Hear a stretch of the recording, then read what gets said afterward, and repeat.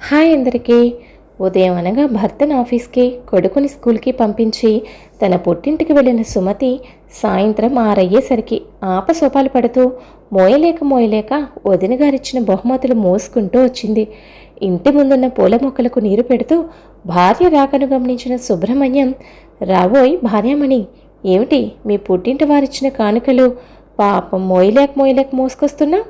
ఇంతకీ అక్కడందరూ కులాసానా అంటూ పలకరించాడు. తన చేతిలోని లగేజ్ని అరుగు మీద పెట్టి ఆయాసపడుతూ అరుగు మీదే కూలబడింది సుమతి. మిమ్మల్ని రమ్మంటే వచ్చారు కాదు, ఆఫీస్ పని అని వంక పెట్టారు, కానీ మా వాళ్ళు మాత్రం మన ముగ్గురికి బట్టలు పెట్టి నా మేనల్లుడు అమెరికా నుంచి మన కోసం తెచ్చిన బహుమతులతో సహా నాకు ఇచ్చి పంపించారు అంటూ వాళ్ళ పుట్టింటి గొప్పలు తలుచుకోవడం మొదలుపెట్టింది సుమతి.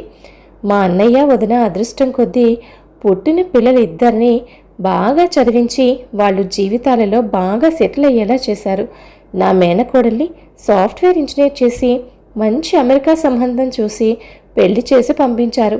అసలే బాగా కలిగిన కుటుంబం అయిన నా మేనకోడలి అత్తగారి తరపు వారు ఇప్పుడు కొడుకు కోడలు కూడా అమెరికాలో ఉద్యోగాలు చేస్తూ డాలర్లు ఇక్కడికి పంపుతూ ఉండడంతో ఇక్కడ కనబడిన స్థలాలన్నీ ఒక్కొక్కటి కొనుక్కుంటూ పోతూ రోజుకి మరింత ధనవంతులవుతున్నారు.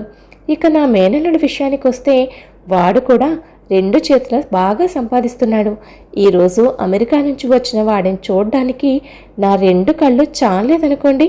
అచ్చం దొరబాబులా ఉన్నాడు. చిన్నప్పుడు స్కూల్కి వెళ్ళడానికి పేచీ పెట్టినవాడు ఇప్పుడు అమెరికాలో లక్షలు సంపాదిస్తున్నాడు. అప్పుడే వాడిని అల్లుని చేసుకోవడానికి ఎంతమంది ఆడపిల్లల తండ్రులు ఎగబడుతున్నారో తెలుసా అంటూ తన పక్కనే అరుగు మీద కూర్చుని హోంవర్క్ చేసుకుంటున్న తన కొడుకు ఆకాష్ తలపై చేయి వేసి నిమురుతూ, మనవాడి జీవితం ఎలా మరుపు తిరుగుతుందో ఏమిటో అంటూ నిట్టూర్చింది సుమతి.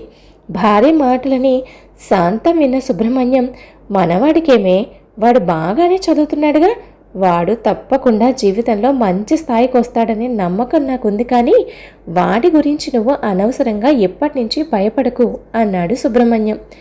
జీవితంలో పైకొస్తే సరిపోతుందా ఏమిటి? నా కొడుకు కూడా బాగా చదువుకుని అమెరికా వెళ్ళి బోలెడంత డబ్బు సంపాదించాలి, అది నా కోరిక అంది సుమతి. సర్లేవే, అలాగే వెళ్తాళ్లే అంటున్న భర్త మాటలకు అడ్డుపడుతూ, ఏం వెళ్ళడమో ఏమో, మనవాడు చదువులో ముందున్నా వాణ్ణి అమెరికా పంపేంత స్తోమత మనకెక్కడిది. మా అన్నయ్య అయితే వ్యాపారంలో 2 చేతుల బాగా సంపాదిస్తున్నాడు కాబట్టి డబ్బు ఖర్చు పెట్టి పిల్లల్ని అమెరికా పంపించాడు. మీదేమో చిన్న ఉద్యోగం, వచ్చిన జీతం ఇంటద్దెకు ఇంటి ఖర్చులకే సరిపోతుంది. ఇంకా మనమెప్పుడు మన వాడిని అమెరికా పంపించేది అంటూ నిట్టూర్చింది.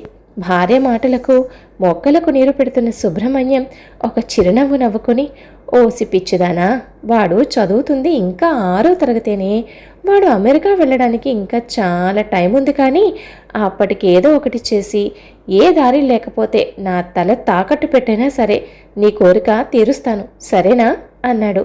అరుగు మీద కూర్చుని హోంవర్క్ రాసుకుంటూ తల్లిదండ్రుల మాటలు వింటున్న ఆకాష్ అమాయకంగా తల్లి వైపు చూస్తూ, అమ్మా, నేను అమెరికా వెళ్ళనమ్మా, ఇక్కడే మీ దగ్గరే ఉంటాను అన్నాడు.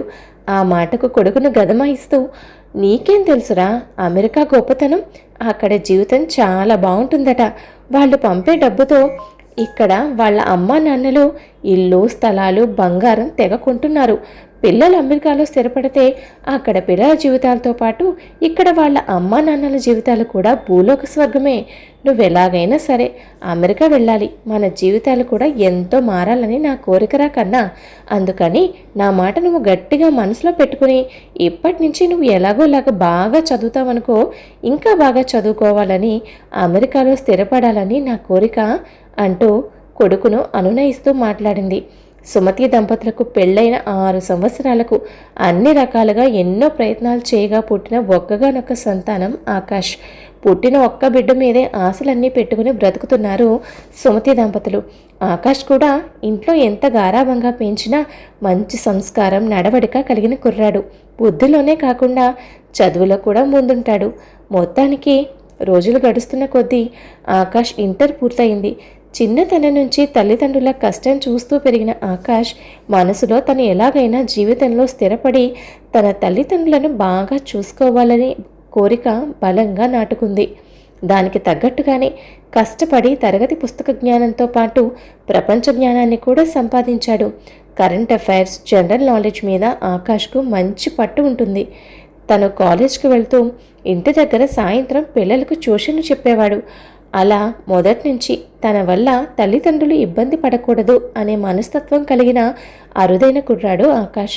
కొంతమంది పిల్లలు తల్లిదండ్రులు ఎలా పోతే మనకేంటి అని వారి కష్ట నష్టాల గురించి ఆలోచించకుండా వారితో లక్షల లక్షల డొనేషన్లు, ఫీజులు కట్టించి జీవితం పట్ల, భవిష్యత్తు పట్ల కనీస బాధ్యత లేకుండా నాగరికత పేరుతో పిచ్చి పిచ్చి అలవాట్లతో వారి జీవితాలను చేతులా నాశనం చేసుకొని చివరికి తల్లిదండ్రుల కన్నీళ్లకు కారణమయ్యే అలాంటి కొంతమంది పిల్లలతో పోలిస్తే ఆకాష్ నిజంగా చెప్పుకోదగినవాడు.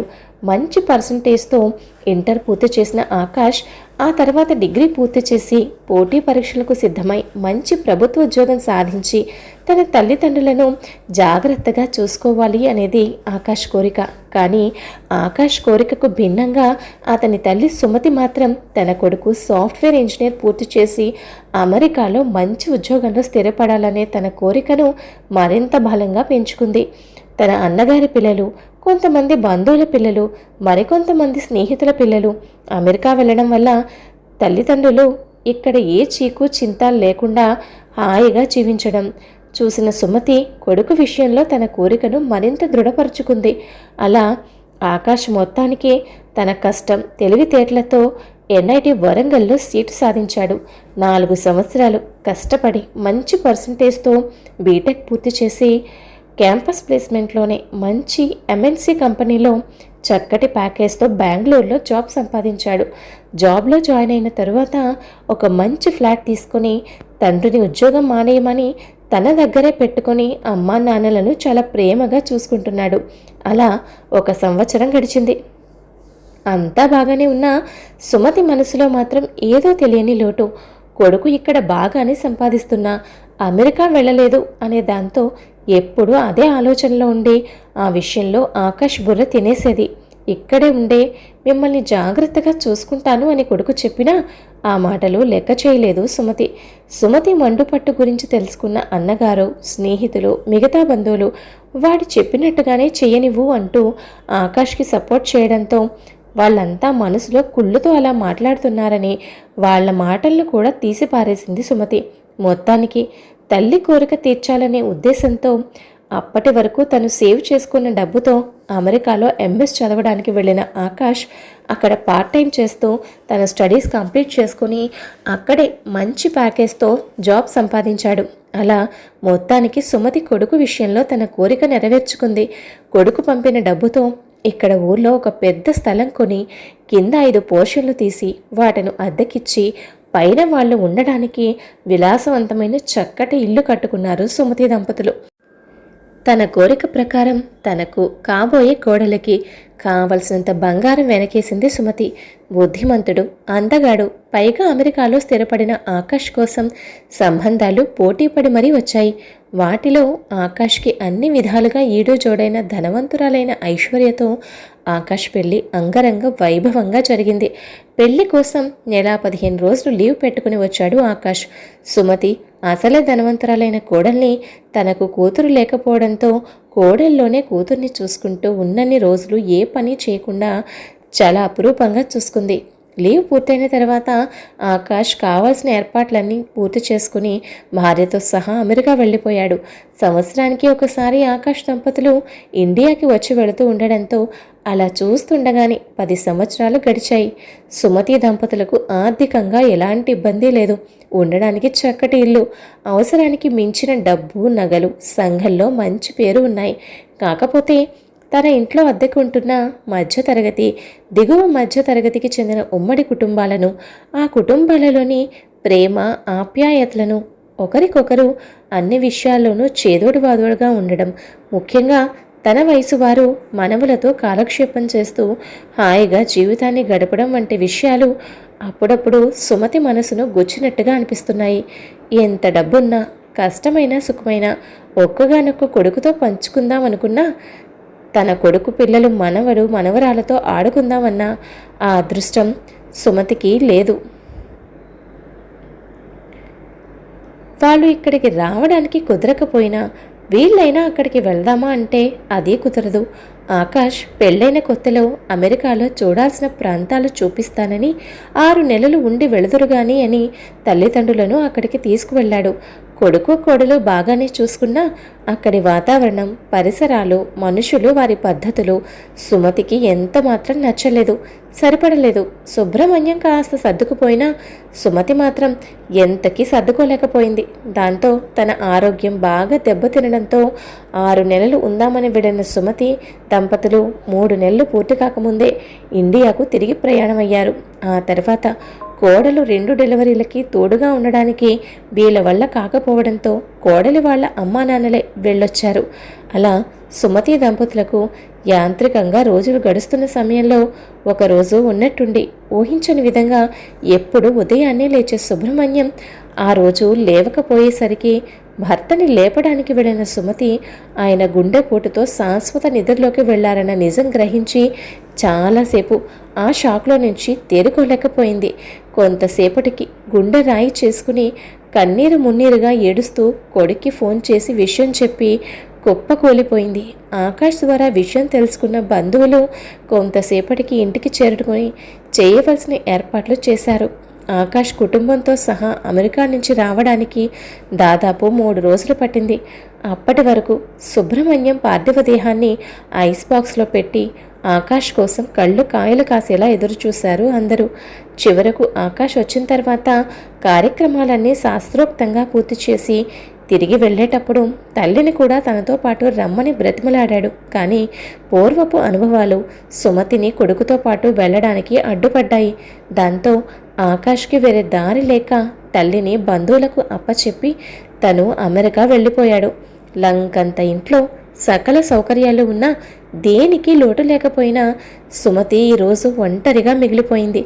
భర్తను కోల్పోయి అప్పుడే 2 నెలలు కావస్తోంది. ఇలా ఈ ఒంటరి జీవితం ఇంకా ఎన్ని రోజులు గడపాలా అని రకరకాల ఆలోచనలు సుమతిని చుట్టుముడుతున్నాయి. తను కొడుకు దగ్గరికి వెళ్ళలేదు. వెళ్ళను మొర్రో అంటున్న కొడుకుని బలవంతంగా తనే పంపించింది. ఇప్పుడు రమ్మనలేదు. అప్పుడు కొడుకు తీసుకున్న నిర్ణయాన్ని బంధువులు సమర్థించినప్పుడు వాళ్ళంతా తన ఎదుగుదలను చూసి అసూయపడుతున్నారు అనుకుందే తప్ప వాళ్ళ అనుభవంతో చెబుతున్నారని ఇప్పుడు అర్థమవుతుంది సుమతికి. దూరపు కొండలు నునుపు అన్నట్టు అనవసరంగా ఈరోజు తను ఈ పరిస్థితికి తనే స్వయంగా కారణమని తలుచుకుని కుమిలిపోతుంది తనలో తనే సుమతి. అంతలో ఆమె ఆలోచనలను ముక్కలు చేస్తూ కాలింగ్ బెల్ మోగింది. సుమతి వెళ్ళి తలుపు తీసేసరికి ఎదురుగా తను నమ్మలేనట్టుగా ఆకాష్ కుటుంబంతో సహా నిలబడి ఉన్నాడు. వాళ్ళని అలా చూసేసరికి సుమతి కళ్ళల్లో నీరు గిర్రును తిరిగాయి. మనవలిద్దరూ గ్రాని అంటూ ఆమెను చుట్టేశారు. ఒకప్పుడు ఏ తల్లి కోరిక కోసం తనకు ఇష్టం లేకపోయినా సరే అమెరికా వెళ్ళాడో ఇప్పుడు అదే తల్లి కోరిక కోసం తిరిగి మాతృదేశాన్ని చేరాడు ఆకాష్. ఇక ఇప్పుడు మనవల ఆటపాటలతో కొడుకు నీడలో సుమతికి రోజులు చాలా సంతోషంగా గడిచిపోతున్నాయి. కథ విన్నారు కదండి. కథపై మీ అభిప్రాయాన్ని తప్పకుండా కామెంట్ చేయండి. మరొక మంచి కథతో మళ్ళీ కలుద్దాం. ఉంటాను మరి.